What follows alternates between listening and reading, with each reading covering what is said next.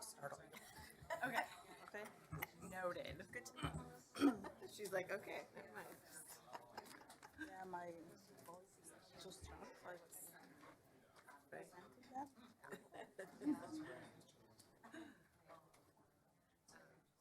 Yeah, and I'm glad that we got because Hello. I'm hoping this is working.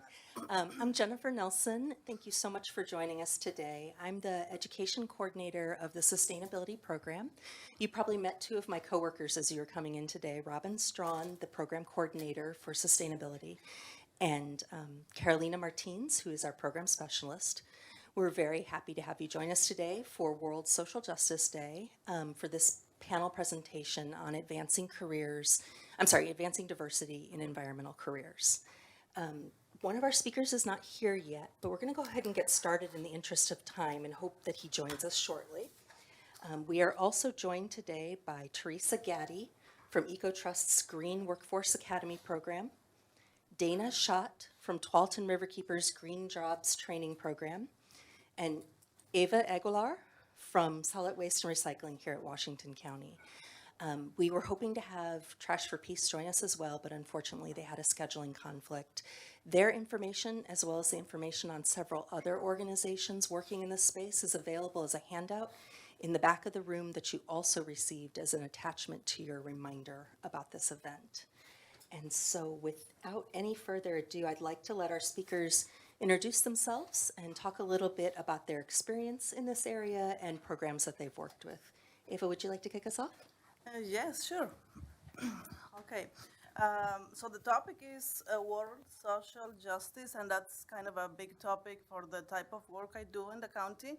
I'm going to try to meet the expectations, and my area of expertise is in the community outreach and education program. I work with the county. So I prepare a speech because being a English as my second language is always helpful for me to be prepared and not to rely on me remembering the words that go after or before. I'll start with the framing. What is the definition of a green career, or what is what we are talking about when referring to green jobs, which is a term that not necessarily is well understood in the communities I work with. A green career is any occupation that is affected by activities such as conserving energy, developing alternative energy, reducing pollution or recycling. And examples of these can include construction workers working on construction and retrofitting, public relationship specialists working with the marketing of green product services, and farming. Also, farmers expanding the sustainable practices when producing their products. Another great example of a green job is my job. I work for Washington County in the Health and Human Services Department as a bilingual communication and education specialist with solid waste and recycling. I talk to community members and business owners, mostly Spanish speakers, about why coffee cups should go in the garbage and not in the recycling. Where can they properly dispose of medications and other ways to prevent and reduce waste? It seems very simple. However, promoting recycling, waste reduction, and environmental sustainability in general to empower communities of color is an action that needs a fair amount of time and support investment to respond to specific needs of those communities, considering the social, cultural, and economic factors. Intergenerational differences within these groups represent also a big challenge. I'm going to illustrate with an example. Um, about 4 years ago, in a rural area in Michoacan, Mexico, a kid of a farm working family used to wake up every day to the sight of blue skies and green mountains.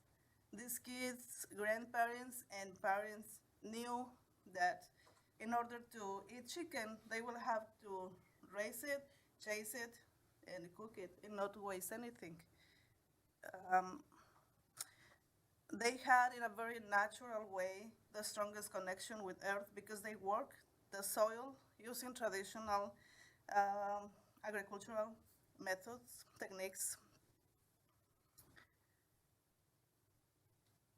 And they fed the family with the food they produced.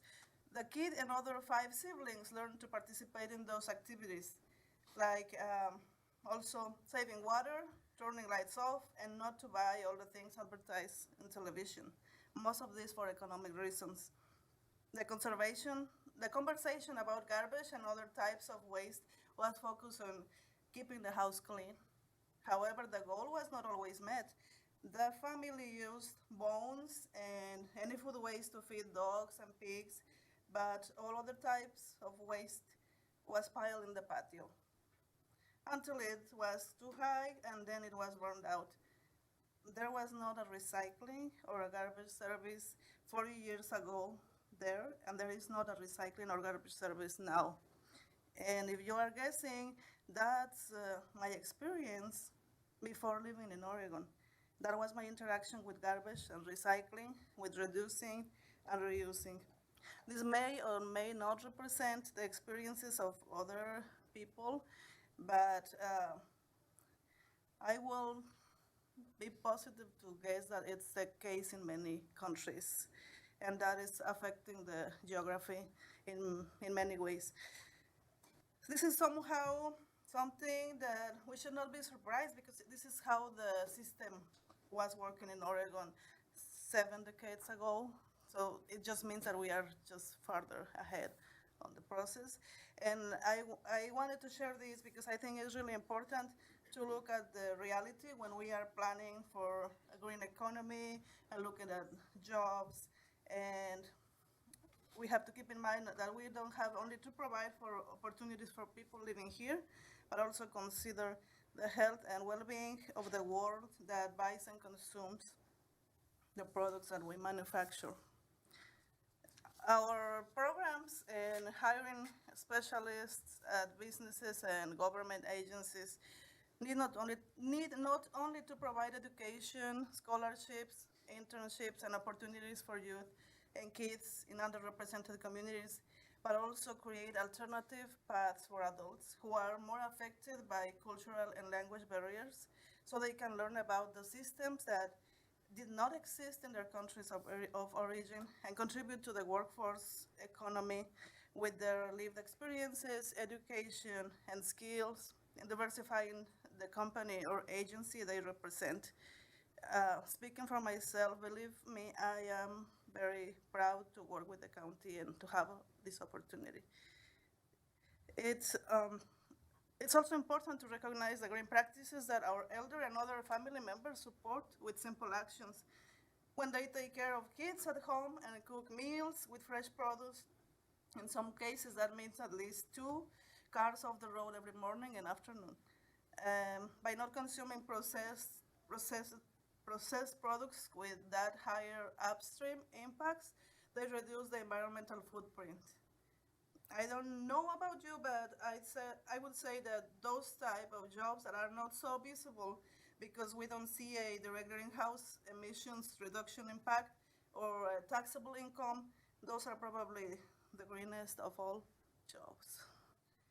This a green economy will require to achieve the goal of human full development, and I want to focus on the importance of creating strong local communities, enabling community members to take care of their environment with the support of the government, with some responsibilities of the government where they can make the system more effective, with the objective of increasing engagement with the Latino Hispanic community.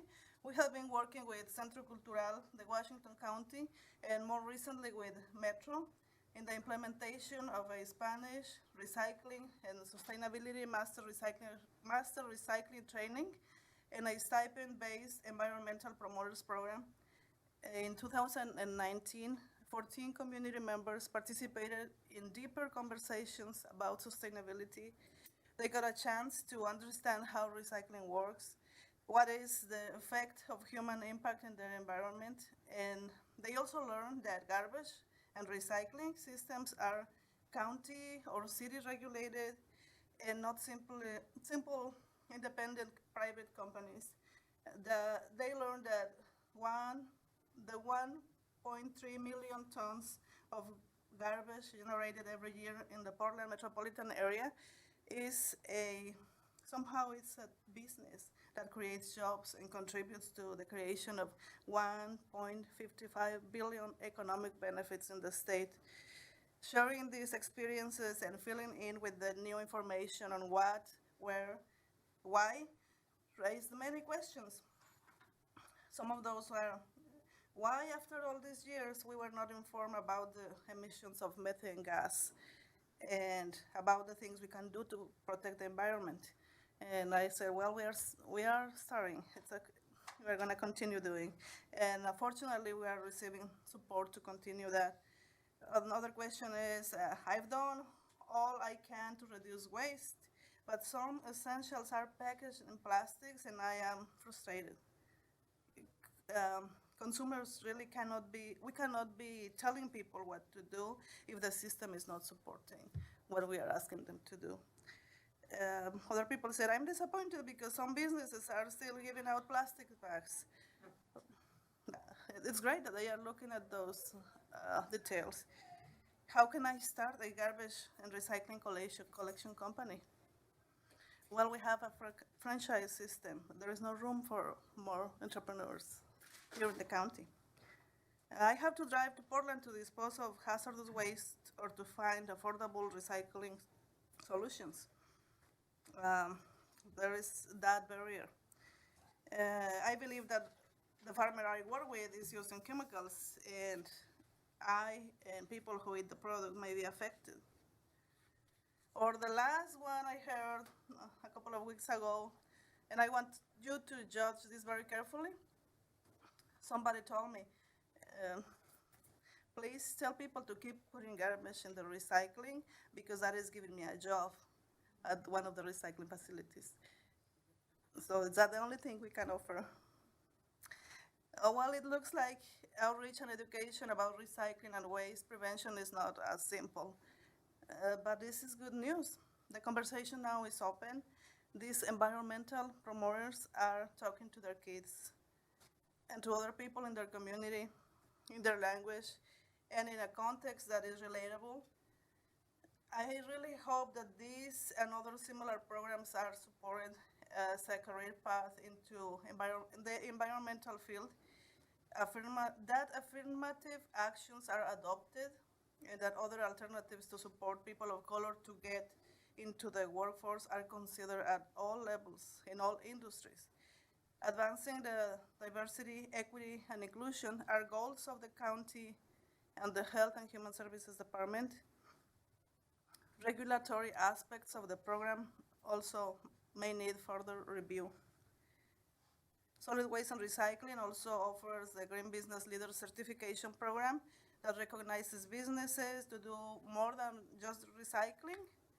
And I think that's another great program that indirectly supports the creation of green jobs, because if we have a cook in the kitchen helping to reduce waste, in a way it's also a green job.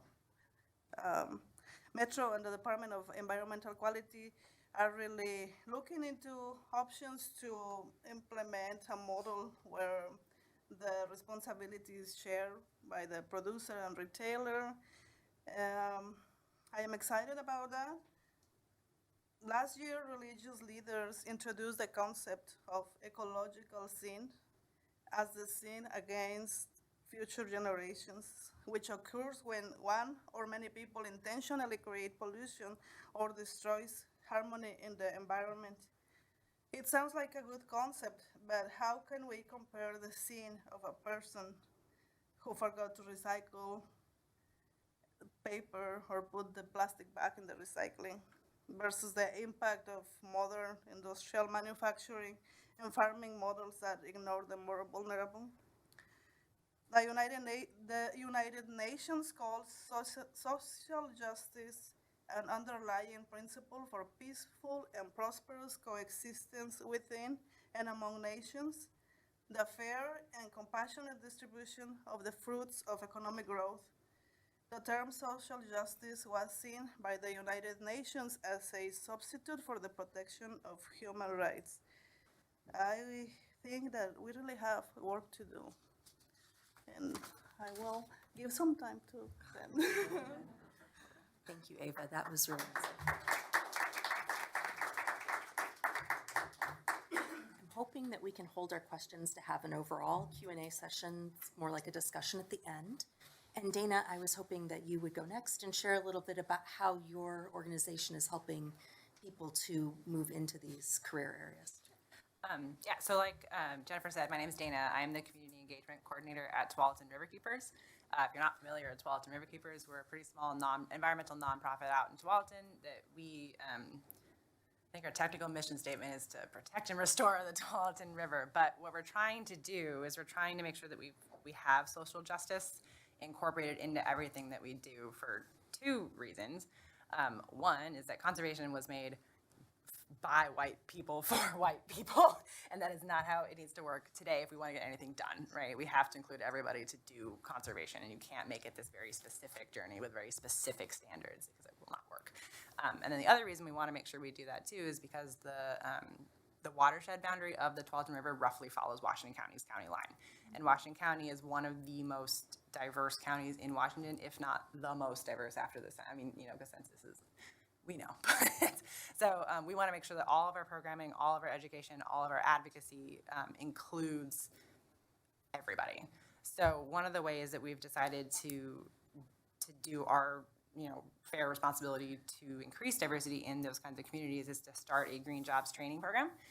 It started in 2016. It's a very specific program to get people into urban forestry. Since then, it's morphed and evolved and changed based on what the needs of the community have looked like. Because we noticed a couple of things with the, first, let me preface this first by saying I have been there for 6 months, so I wasn't here for most of this project. But there were a lot of barriers to, transportation was a big issue because a lot of those companies we were partnering with to do our trainings were in Portland.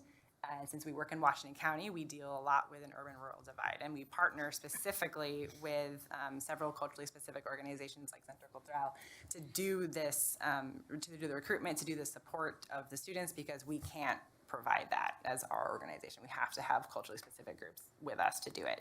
So it didn't make any sense for us to be funneling them into all these organizations that were far away from their own communities. So now we're trying to be adaptive and responsive to those challenges and make the program work to what they were. So first, we kind of, to touch on what you were saying about what a green job actually is, we've moved away from urban forestry, and we're trying to highlight really the fact that everything should be a green job based on how society is going to have to go in the future with climate change, right?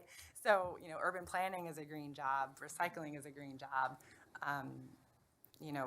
If you're not into being outside, legal stuff needs to be, there's environmental law, right? There's all these different options you can do that touch the environmental industry that are super employable. There's a lot of supply and demand for hiring. They're bigger companies, so they can pay more than working for nonprofits. And it's a more lucrative and tangible option to be funneling people into when you talk about them in terms of broader things than just working for Friends of Trees. For example, not that Friends of Trees is not great. We like Friends of Trees, but when you're doing an internship with a small nonprofit, the likelihood that you will then, get into an actual career is lower than if you were working with the county, say. So we have an intern who's going to be there this summer working in the solid waste and recycling department as their intern, right? Which we hope is a more tangible career path. We also pay all the students, which has helped a little bit, but it also presents new challenges for us when we think about social inequalities and things for people of color. It's not an uncommon problem that if someone joins our program, they're concerned about whether or not our pay stipend will push them over like SNAP limits. and things like that, right? And so there's a whole lot of challenges to the program. Our program has been successful. 500? Less than 500 is the maximum they can get for a stipend. Yeah, so it's hard because we want to be able to compensate them enough to want to do the program, but we also recognize that there's all these other issues that are systemic that we can't necessarily change today that prevent people from wanting to do this kind of a thing. But we want to be able to do what we can in the meantime to help. So that's part of why we rely on our partners to do this program, is because we just don't have the capacity to even think about that when we're writing the program, because it doesn't affect most of the people that work at our organization. So we really, really value that we were one of the first environmental workforce training programs in the Portland area. We're the only one in Washington County now, and we're also one of the only ones that has made the entire process collaborative between us and a bunch of separate culturally specific partners. Again, that being said, we don't not have challenges with it, but we're trying to be as responsive and open to learning from the community instead of just giving them some sort of a thing, right? So, yeah, I don't really know. I'm going to pass that off, I think, to someone else now, but but that's the basic structure of our program. It started really specific. We're trying to get it to be broader and more. We want to have diverse options in environmental careers to reflect the diversity of the people who want to work in the environmental careers. So that's our goal. Can I try asking you some additional questions? Sure. Yes, and thank you. Sorry, Martin. I'm curious what type, so you mentioned placement, for example, with the county. Can you name some of the other organizations and types of work that some of your interns are doing? Yeah, it depends. So to back up, our program basically is it's about a 9-month-long program, and it starts with them doing classes with organizations, so they can kind of get like a job shadow experience, and they get to talk to people about how they got into their jobs, which we hope touches on things like, do I need to go to college? Like, what if I don't want to go to college? What can I do if I don't want to do this? If I have to go to college, what's the best, right? So we're trying to have this all-encompassing, foundational building block to what you need to do if you want to work in environmentalism. So they go through several classes like that with various organizations that don't necessarily host the next step, which is that they get into an internship with one of those organizations. So the classes and the internship vary depending on what sort of rules and challenges the hosts do. For example, like we work with the the forestry department to do things, but they can't host interns because we have age issues and right. So, but they will do these job shadows. So they get sort of a broader experience of working with nonprofits, maybe in this job shadow realm instead of an internship that won't lead anywhere. But then they also do things with like clean water services. They work with the county. We have someone doing nature education in Jackson Bottom.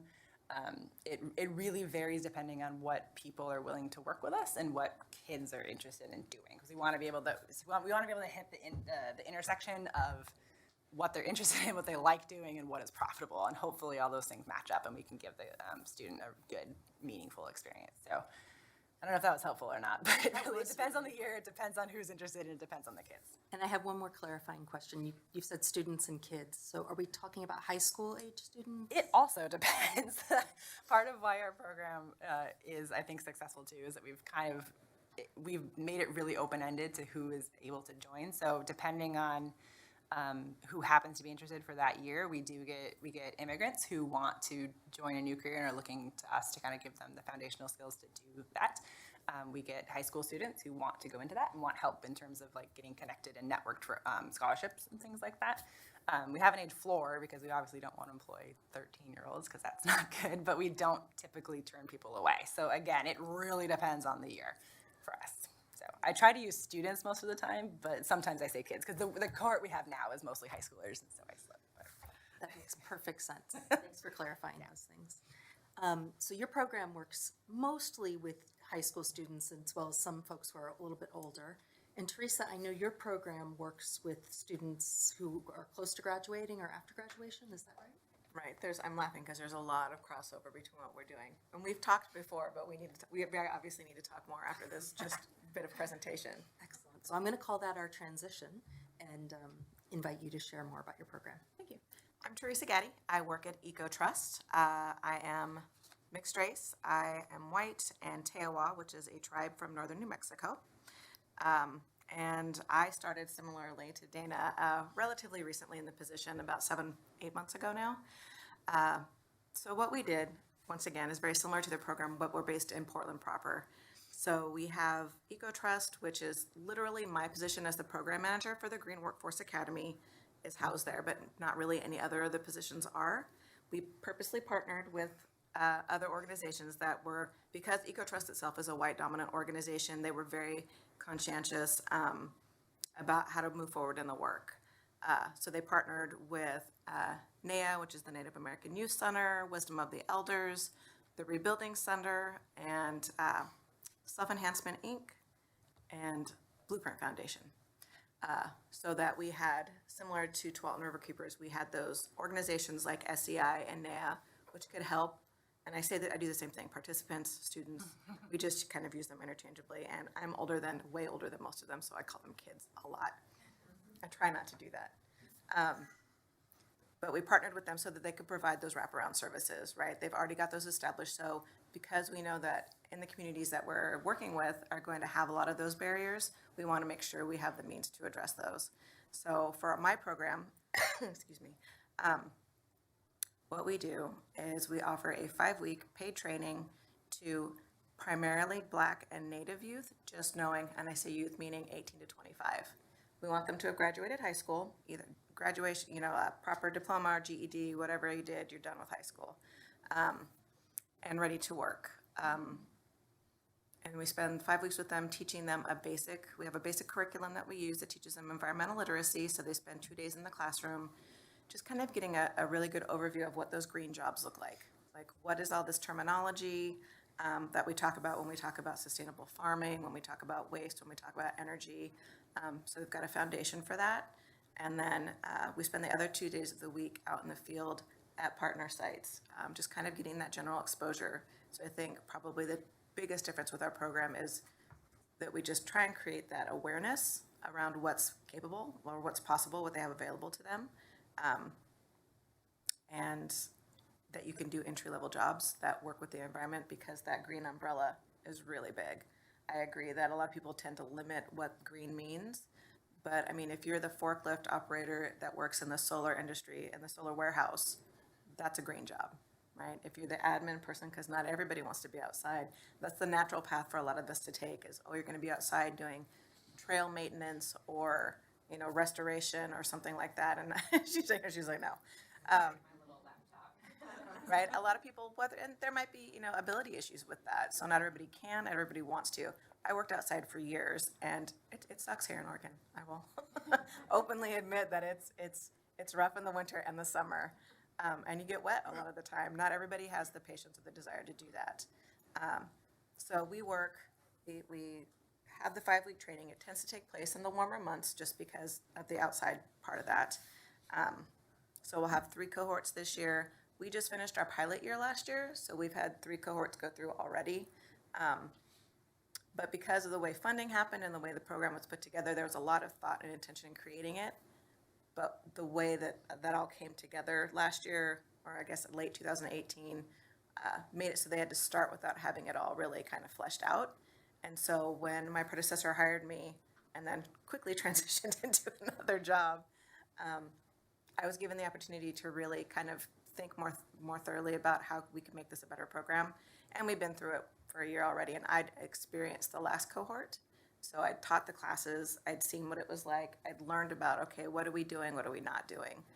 How can we make those tweaks that are necessary to better fit the communities we're serving? And so we primarily service Black and Native youth, but it's also any POC, anybody that identifies as a person of color is welcome in our program.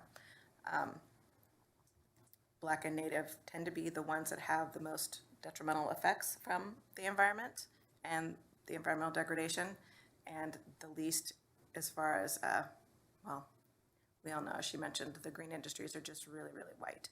So in effort to diversify that, those are the communities most impacted, so we want to get those communities in particular into those green jobs. So yeah, that's what we do. And ideally at the end of it, like Tualatin Riverkeepers, we connect them to a job. So I've been working, just like Dana has, at really increasing awareness on the employer side. And part of our funding is to work with employers because so few of them have the racial equity, intelligence, or capacity to know how to navigate taking on those new employees. That part of our funding goes to working on that DEI training so that when they come in, there is hopefully some mentorship, there is understanding, there is, right, that shared agreement of like, we know we need to have some understanding around incorporating this new person into here, and just kind of navigating those spaces more successfully than they have in the past. Because especially for women, just like when you get into the trades, it's really well known that like women and people of color, unless you've got that mentorship piece in place, that their success is really limited, unfortunately. So how can we, once again, help minimize some of those barriers we know they're gonna come up against? So yeah, I jumped all over the place, so feel free to ask me questions. No, I thought that was excellent. Thank you very much. Yeah.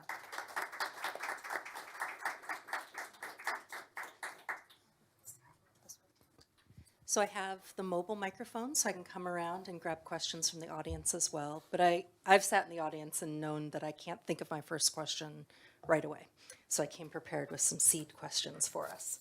And I'm glad you mentioned mentorship kind of in your closing remarks because that's my first question. I wanted to talk about the role of mentors in professional development and ask you a little bit about your personal experience, if you had mentors in your early career that were important to you, or if you've mentored anyone else, and kind of comment on the value of that relationship.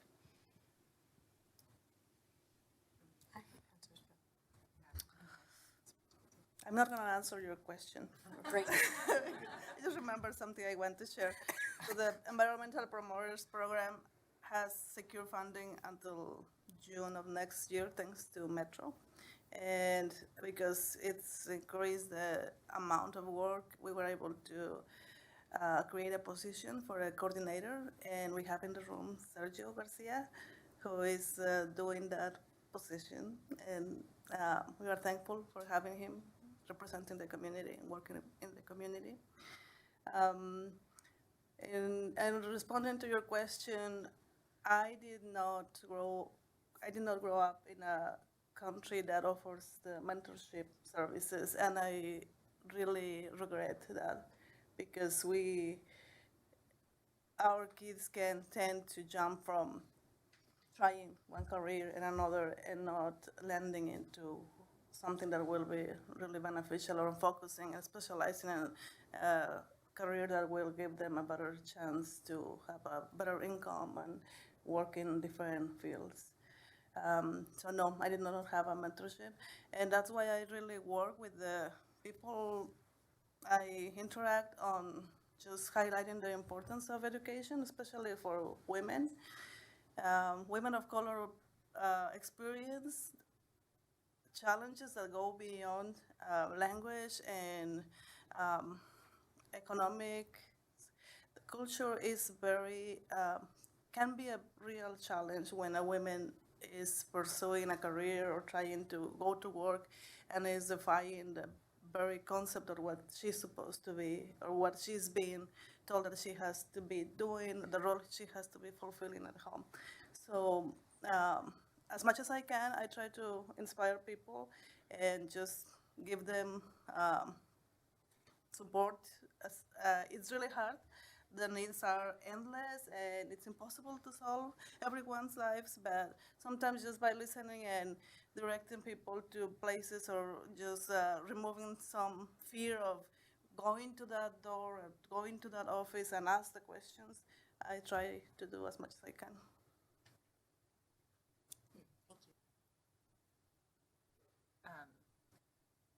Thank you. Do you want to go, or I can go down the line? I guess that makes more sense. So, I think before I took this job, I was trying to work in green careers too, like proper. Like I worked for the Fish and Wildlife Service for a little bit. I worked for outdoor school for a little bit, which I would all consider those things, environmental careers.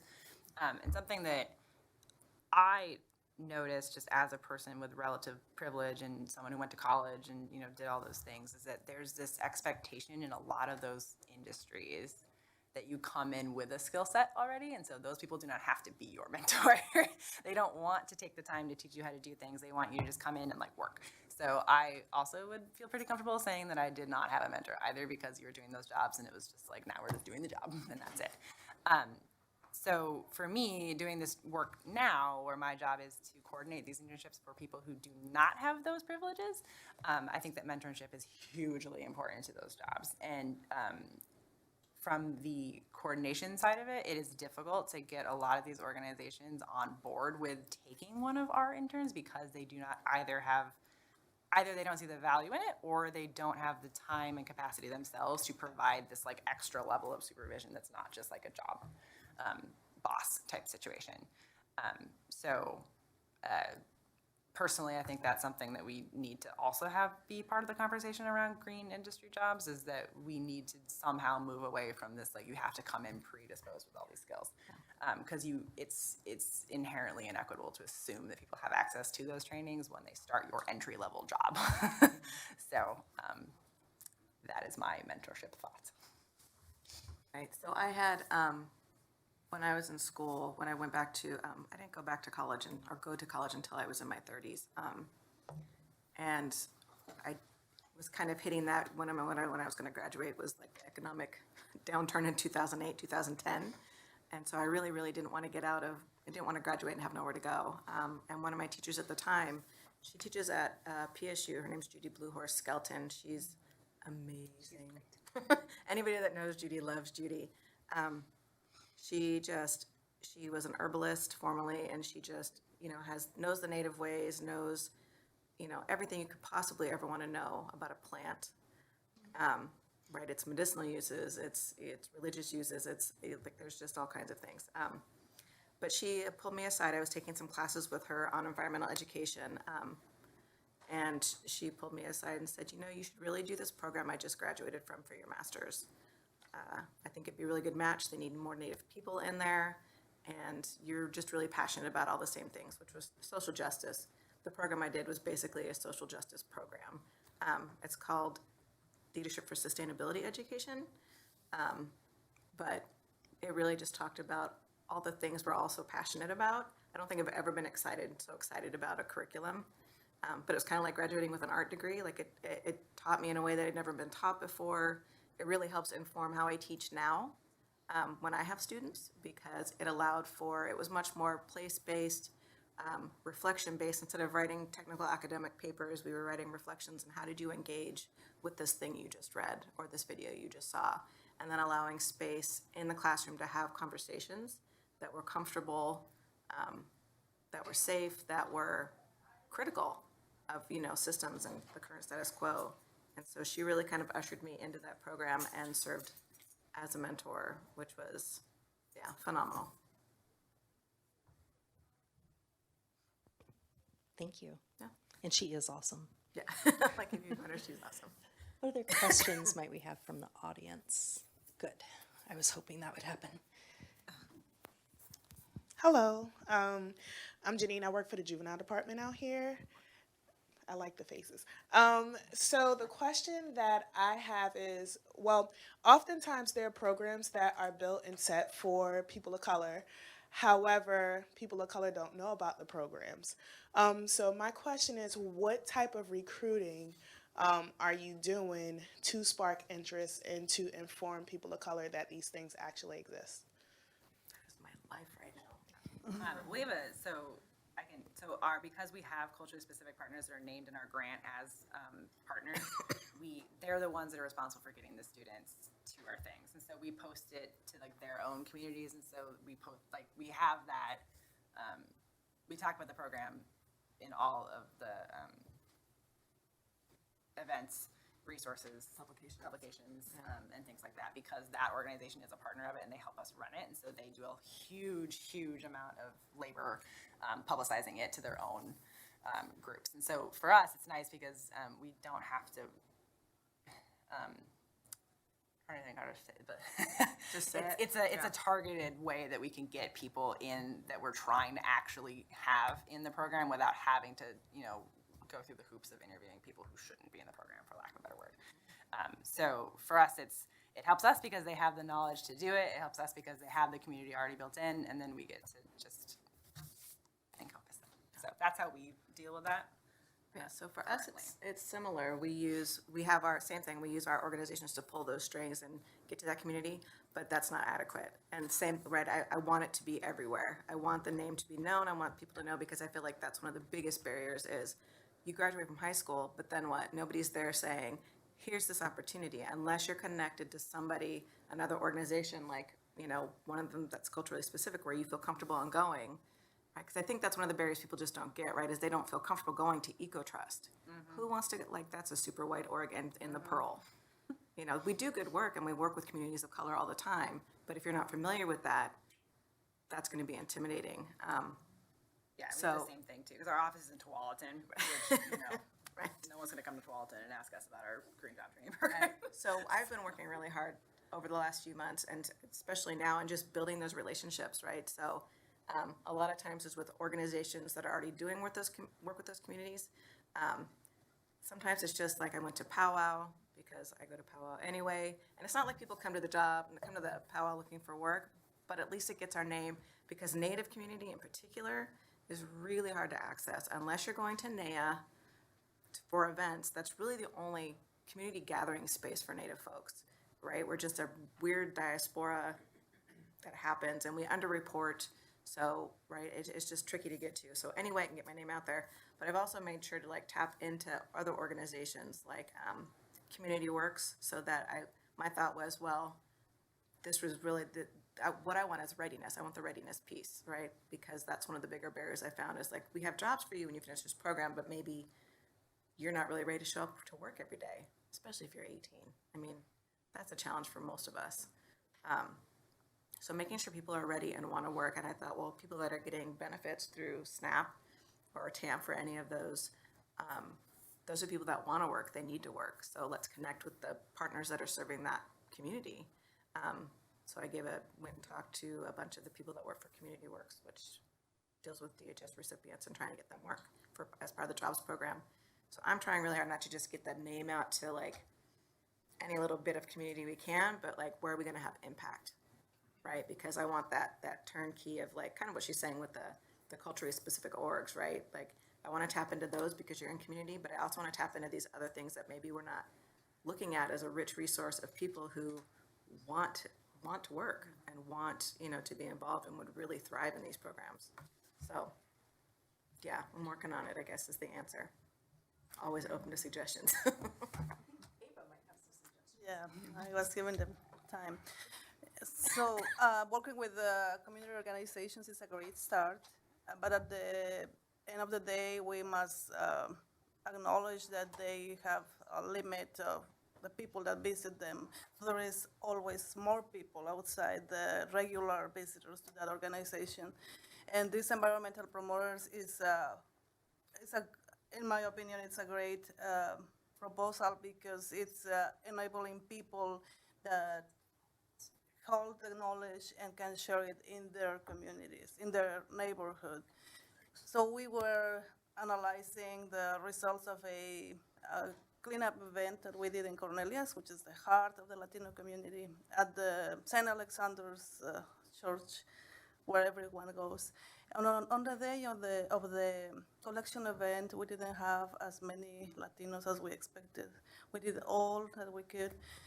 But then we realized that it's not only about the flyer or about the Facebook post, but also about building the concepts from the very basic.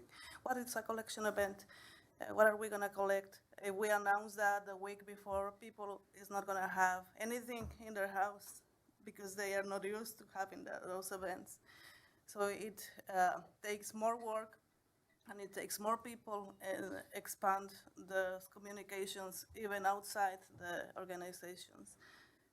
That's has been our experience, and we're hoping to do something about that to be more non-traditional. We have been talking about hiring a truck that can go on the neighborhood on 6 months before the event and inform about something that is going to happen, going again a month before the event, because people, when they see flyers, they don't read them. So it's thinking about other alternatives that are not the common ways to do advertising. Right, that was something that we did too, is churches, well, we haven't done churches yet, I know that's on the agenda for this round of recruiting. Barbershops, we did a spot on the Numbers radio station, right, like, we're trying, yeah. It's all, I think it's a lot of trial and error, but yeah. And a lot of it is just establishing within the community so that not only do the organizations know, but you have enough people that have been through the program, somewhere like Constructing Hope, where it just kind of passes word of mouth, right? We rely a lot on word of mouth too, by people who were in the program, like name drop it, and then hopefully people, would. So the Promotores program is a model-based and popular education, which in this case, popular does not mean that it's very famous, but it's for the population, is for para el pueblo. And I mentioned earlier that this program has funding for until June next year, and we are really hoping to have that conversation with Centro Cultural to see if they can engage other organizations like yours so they can support this program and expand it and make it permanent, so individuals in the community not only know about recycling, but they only know about your services, and they can, we together can create a type of job, because we can multiply the stipend and make it a reasonable earning for a family. So that's the ideal, but it's always based on who has the money, how much they want to invest, and all of that. Thank you. I'm actually really pleased, Greg, that you were able to join us at just this point in the conversation, because now we've talked a little bit about starting your career and the role of mentorship and getting the word out about these programs. And Greg has a long career in the environmental sector, and he's translated that experience from his own career into a consulting business, helping organizations move forward with recruiting and onboarding more persons of color, as well as people from lower income backgrounds. And so, Greg, I'm going to offer you some water and an opportunity to share a little bit about your background and the work you're doing now. So, thank you. And I'm sorry for my delay. I had an unfortunate series of events this morning, but I'm okay. And I did give Jennifer a call, but of course it was at her desk, and she's here. So that didn't really work. So thanks for fitting me in. Excuse me. So as she said, my name is Greg Wolley, and I have a small consulting firm called Creating Tomorrow's Workforce, and we work with natural resource agencies, NGOs, and environmental firms to support their efforts to diversify their workforce. We do that through working with their strategic plans, with providing an equity component into those plans. We coach hiring managers on how to integrate equity into their outreach, recruitment, and retention. And we develop internship programs as well, with a focus on diverse interns to help them to create a pathway into employment. I have worked in the conservation field for over 30 years. It's what I studied in school. I was one of those kids that was always picking up, slugs and sow bugs and things and sticking them in my pockets, and my mother had to turn my pockets inside out when she did the laundry because I was full of stuff. My parents got married in Yosemite, and I think they were probably the only people of color in Yosemite in 1946. But and then they brought my sister and I to Yosemite a couple of times when we were real young. So I think that helped inspire me, to be integrated into the outdoors. Even though my parents weren't outdoor people, really, the first night, my father had made a reservation in a tent cabin, and they thought it was a cabin, and they didn't know that it had canvas walls on it. So my mom was not happy about that. And the next time we went to Yosemite, we stayed in the lodge. We weren't in the tent. But I've worked, started out my career working with youth in the outdoors and taking high school students backpacking. These were kids from Los Angeles, East LA, kids of color, and we backpacked them out into the Mojave Desert. And so you can imagine that was an experience for them. But, you know, when they got back to school, that's all they talked about was that trip. And so that evolved into working. I got more and more interested. I worked in environmental education primarily, but I got more and more interested in what happens to land and the decisions that happen around land. So I eventually became a preserve manager for the Nature Conservancy in the Bay Area, and had about 2,000 acres of land that I was responsible for managing. I moved to Oregon and worked for the Forest Service as a forest planner, and then in conservation education. So I got to work with students in high schools. I started a program called Urban Rangers, which was an 8-week paid summer job for high school students at 2 high schools. And so they got to work on the land and work with biologists and foresters and get integrated into careers.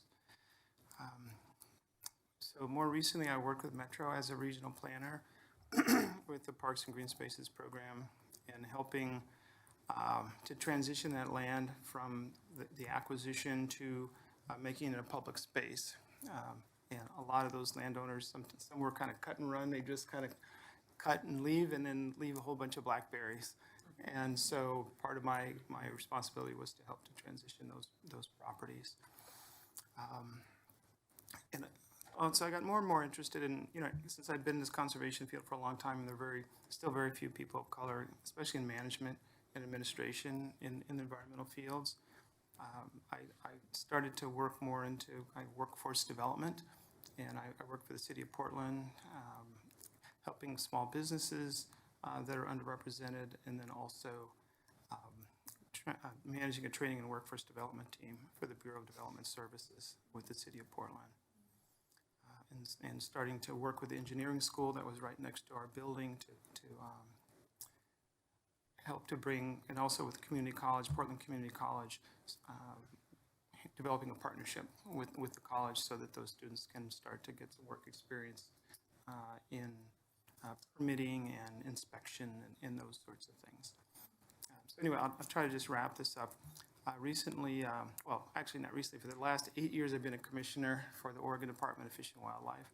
And so that's mainly a policy-related job, making decisions about hunting and fishing and where you hunt and fish and the seasons, overseeing the budget of the department, and then also dealing with some really challenging issues that you probably hear about, like wolves, and in conflicts with predators and livestock and ranchers and other endangered species.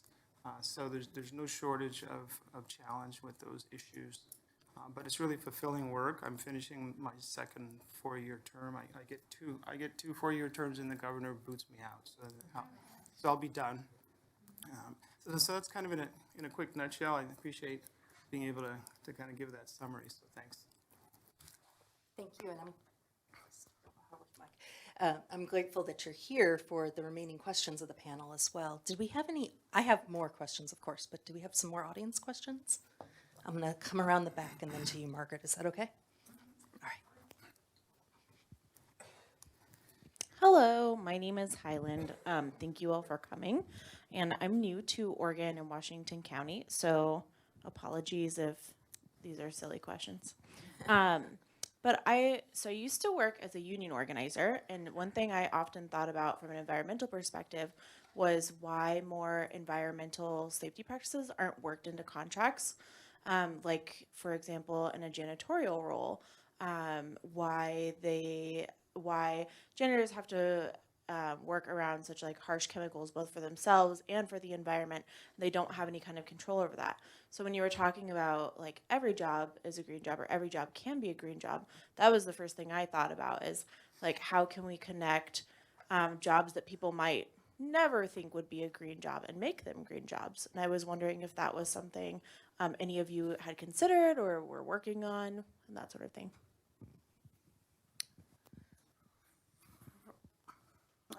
I have nothing to do with creation of jobs other than what I have explained. But from what I know, the problem relies really on the policies from the Environmental Protection Agency that requires only testing products for 90 days to evaluate the effects. After 90 days, they can be put on the market for people to buy those. If the business owner does not know about the green options, they are going to be exposing their workers to those chemicals. So that's why the programs like the one we have with the Green Business Leaders Services is really useful. We share that information, but still it's not mandatory. We cannot force business owners to buy green products. So it can be a green job it cannot be a green job until everything is integrated. Yeah, I think a lot of it has to do with making sure the policies are in place, right, or incentivizing employers to use the better option. And it's funny that you mentioned janitorial, because I was just approached by a program from LA where they're starting, it's like a certification program for janitors and specifically to use green methods in their cleaning. And then basically that gives them a bump. It's that continuing education piece, so that it gives them a bump in their pay. And then the employer who's contracting out those janitors would also, right, reap the benefits of energy conservation and, just having someone around to go turn off all your lights because people weren't paying attention. And so they're trying to pilot that here. But yeah, I think a lot of it probably relies on just like, we need to somehow make sure that the people that are making the decisions or making the products or choosing to use the products are the ones that are, they have to be on board. I can speak from my personal experience. I am in a career now that I didn't even know existed when I started my education and training. So sustainability programs within both businesses and government organizations work on issues like that, and oftentimes we'll have goals or targets around that, or we'll provide education and collaboration with their facilities management groups to help voluntarily change the needle on that. So it's both a environmental issue as well as a social issue to have a workforce that's working in a healthy and safe environment. I would just add that it's important for the director of procurement to have that philosophy in terms of materials that are purchased, cleaning materials that are bought. There's a lot of control there on what actually comes into the organization. Oh, yes, there's a whole field of sustainable purchasing, and these things often end up in sustainable purchasing policies. And on the other side, the vendors can make a difference in this as well. Sometimes they can provide environmentally preferred product lists so that your organization just orders from that list. So there's lots of options. I'm going to go to Margaret first, Martin. So one of the things that always sells kind of a story for me is if you could tell us a little bit about maybe some of the kids or individuals that have gone through your programs that you think have been really champions, not only for them personally, but also maybe for your programs.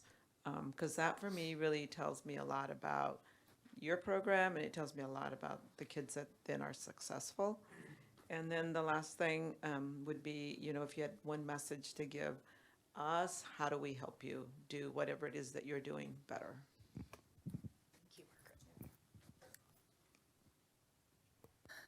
We just found out, so I just got, both of us have been partnering on, there's a lot of workforce development stuff going on, which I'm sure you know too, right? There's all kinds of new programs, everybody wants to help, which is great. Luckily, most of them are asking, how can we help, what can we do? Forest Park Conservancy just created an internship specifically for people that are graduating from our programs. I'm sure that'll branch out, but for the time being, they have funding to do like their pilot of that program. And one of our students, we were asked, right, to provide people for this first cohort. And I didn't meet the first two cohorts of our program other than through email because I had started later in the game. So I was getting very, very not great results and like responses to my email. And I'm saying, I've got jobs for you. I know you don't know me. This is who I am, right? Let's chat, let's talk, connect however we can. But one of the stars from the cohort was this young woman named Selena. And everybody just kept telling me how great she was. She was super excited when she got in the program. She wasn't even aware like these industries existed. One of the days that we go up in the trees with Treecology. She had a blast. She loved it. The quote we use in our materials is from Selena. And so she was one of the first people that, when I reached out to everybody, she called me back and said, I'm interested. She's, I think, was working at Fred Meyer. And I said, okay, there's this opportunity to work and do this amazing internship, great wages. It's a year long. It's going to introduce you to so many different aspects of these jobs. I think you'd be really great based on what I've heard. She applied, and I just got the thing from Columbia Land Trust, just put out their flyer, and she and two of our other folks are the interns, among the interns. And so that feeling, that's so satisfying, right? She's a smart person who just wasn't given the access or the chance or whatever the barriers were that she was dealing with. And she's really thriving in this role now, and it's so great right? Like anytime any of my folks get hired, I just get so excited. It's like a proud mom moment or something, right? That's what it feels like. You're just like, oh my God, it's the best news. Yeah. So our I just- environmental promoters, Go ahead, yeah. they don't hold a job. They are just providing a community service. Among the group, there is a range of, it's very diverse. So there is people who are always willing to come with us to do the outreach and education. I would say that everyone has that motivation.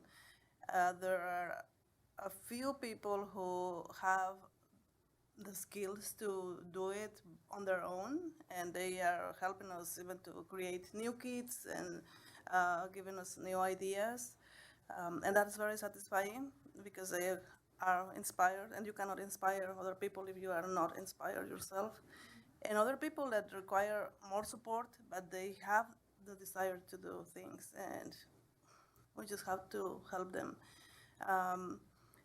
If we talk from the business perspective, I will highlight Adelante Mujeres. They are a very sustainable organization. They have policies in place that include having an activity every meeting talking about sustainability. They don't allow disposables in their building, and 2 members of their staff were part of the class, and now they are doing workshops for the groups they serve on their own, and that is fabulous. It's an extension of the work we do, and they are independent, and they are able to just take the space they have and the knowledge they have and connect with people. Adelante Mujeres in Forest Grove. Just want to give a compliment to the internship program that you're talking about. I'm on the advisory board for Columbia Land Trust, and so I saw the newsletter and saw that the young adults, I think they're in waders and standing Yeah. in a stream, and so that's really how it happens. Yeah. So so congratulations on that. You were asking about how to help us to do what we do better. I'm on the board of Zinger Farm. Anybody heard of Zinger Farm? Okay, yeah, so I've been chairing the board since the beginning of the year. And we do have a farm apprenticeship program.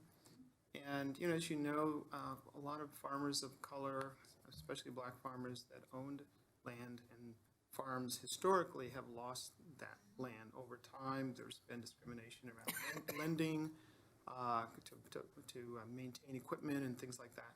And so we do have an apprenticeship program for aspiring farmers where they're trained on how to manage a farm. They learn the business end, they learn harvesting, they learn sourcing material and things like that. And so that's an area where we can have support, with recommendations of who do you think loves the land, loves to get their hands in the dirt, is entrepreneurial, and may want to participate in an apprenticeship program like that. And of course, there's always funding needs, as a nonprofit, and so that's something to consider. We have events that the public can participate in. We're situated in a neighborhood which has a large number of immigrant and refugee community. We have a community chefs program where folks from around the world can come and teach their culinary skills. We're able to provide a stipend for them, to do that. So that's an area where folks can come out to the farm. You can do a tour, and you can participate in our events. It's out on the way far end of town from here, 117th and Foster. But it's worth the journey to come out. So I'm gonna go back to mentorship for both my answers to your questions. I think I don't know, truthfully, I don't know a whole lot of alumni from our program because I'm so new to this role, but I do know that the current students that I have now, they're already being recruited to be mentors to the next group of them, and I like that a whole lot, to have people who are in our program, who know what the program is like, who did the internship and have, awareness of the kind of struggles that you have to do doing that whole thing. Having them be the mentors instead of like me is super, super nice, and I think it's part of the reason why we can be successful is because we have the former student relationships. And then in terms of asks for community members, I think it's just that has been a huge struggle, is to convince everybody in the community, in terms of like those people who own the job to work with us in our program, because there's so many hesitations they have about doing something like this, that like I spend a ton of my time trying to like advocate for why this is a thing we want to do. And it's hard to get everybody on board with that, and it's hard to get someone who doesn't intrinsically see why we want to have this happen in the future to be willing to work with us. So not that anyone in this room has done that, but just something to keep in mind in terms of our communities and our job makers and our organizations is that we need them to be aware of what a valuable community building experience these kinds of programs are, and they need to be willing to work with us to host these interns. Any other questions? Excellent. Okay, I'm coming over.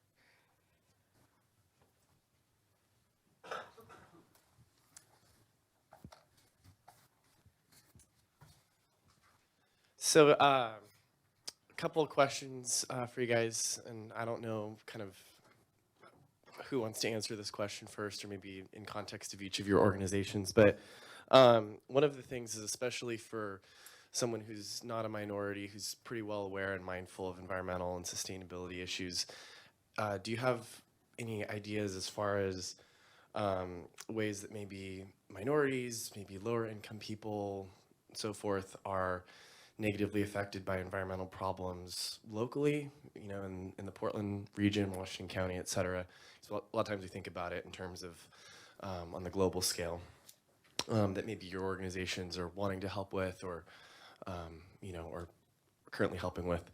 And then the second question I had is really kind of with respect to sort of the production level of environmental problems. I mean, there's only so many things as consumers we can do that, a lot of times our footprints environmentally are bigger. And so what are some things maybe that your different organizations are doing or thinking about doing that sort of address those issues?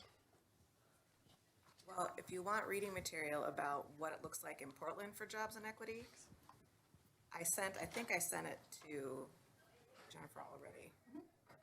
Yeah, jobs and equity. So EcoTrust paired with another org, and that's kind of what started my program, was the outcome of that research. So it's jobs and equity in the urban forest, I think, and it speaks specifically to like what does it look like for environmental jobs, and how communities of color are impacted more than others because of environmental degradation. So she's got that. She can send that out to you if you want some furthering education. So we'll post follow-up resources online for employees, and if you added your email address, the plug for the sign-in sheet, if you added your email address, if it's not there, we'll send follow-up materials directly to you as well. So, Okay. were there other comments on those questions, though? I could comment. So it sounds like one of your questions is how to be a white ally for people of color that are suffering from environmental injustice.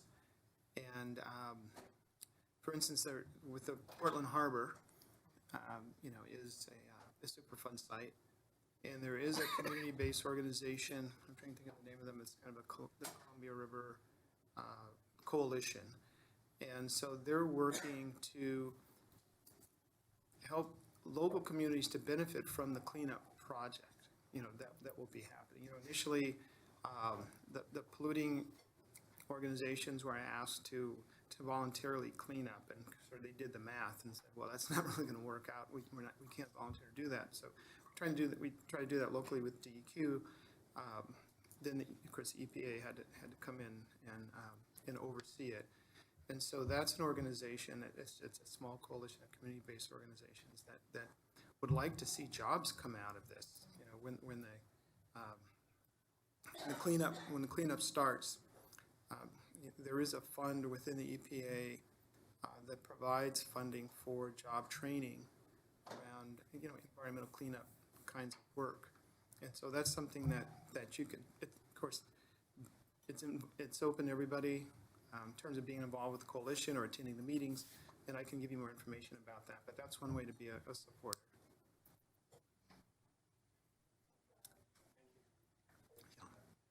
Yeah, I think we do, so this, if you really want to have that conversation, I'm not the person to have it with, but Tualatin Riverkeepers, all Riverkeeper alliances, which are like the Columbia Riverkeepers has one, Willamette Riverkeepers has one, the Rogue River has, they're all tied to this broader Waterkeeper Alliance, which is this big nonprofit that only does like policy things. So to kind of, what we were talking about earlier about how the individual actions are great, but like you need to hold the people up here accountable for it. That's a good way to do it too, is to get on those listservs from all these various nonprofit environmental organizations that focus on advocacy. So we have a branch of that you know, will post, you know, I think we call them action alerts, where you can get on lists and things, and we'll tell you when, you know, ballot measures are coming up, when there's measures you need to comment on. Like, we highlight stuff like that cleanup groups, and we highlight things like the Portland Clean Energy Fund that was, you know, Oregon's first people of color led ballot initiative, period, I think, right? Like, if not the environmental one, it was one of, you know, so that's it, finding people that have advocacy in their nonprofit title is a good starting point to figure out ways that you can make like a bigger substantial change, like up here, because that's what it sounds like you were kind of asking about too. It's like what beyond individual actions. Yeah, and if you're concerned about health ramifications, you know, of course now a big issue is talk about widening the I-5 corridor. And, you know, historically, even though a lot of folks have been kind of gentrified out of that corridor, but, you know, people of color disproportionately are impacted by asthma and respiratory diseases. And so there's a concern that, you know, just putting more cars on the road will disproportionately impact communities of color that live along the corridor. So that's another issue. If you know, interested in, you know, transportation issues and those projects and how they impact communities, you know, that's something that you can get involved with as well. So I'd like to make sure we give Ava an opportunity to share her comment on this question, and then we are going to need to wrap up due to time. So. Yeah, I just want to mention that locally, it seems like the regular person had been used as a user of the system and not as a participant of the system. So in economic terms, who owns the companies, who is playing the role of the management and planning for the work to come. So that's a direct impact that we can put numbers on. Excellent. Well, I'd like to thank our panelists for their expertise, experience, and time today. We appreciate you for coming all the way out here to Hillsborough. Yay. And as I said, we'll be posting some resources on our website and on Horizons for you. If you didn't have a chance to check the sign-in sheet, please do, because that will be the way I know who to communicate with afterwards. And thank you all for your time today.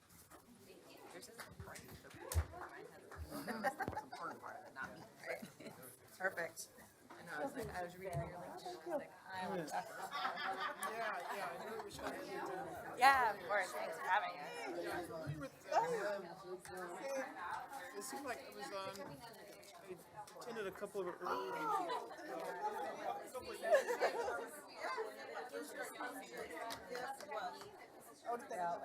For everything. Yeah. Thank you. It was very informative. I'm glad. Nice to meet you. Noah from EcoTrust, who was kind of involved with it. Yes, Brody was the one before me who was doing full, so he ran the program, but he got hired at Metro. Yeah, right. So we're at Metro now. Yeah. And I've been doing some work with the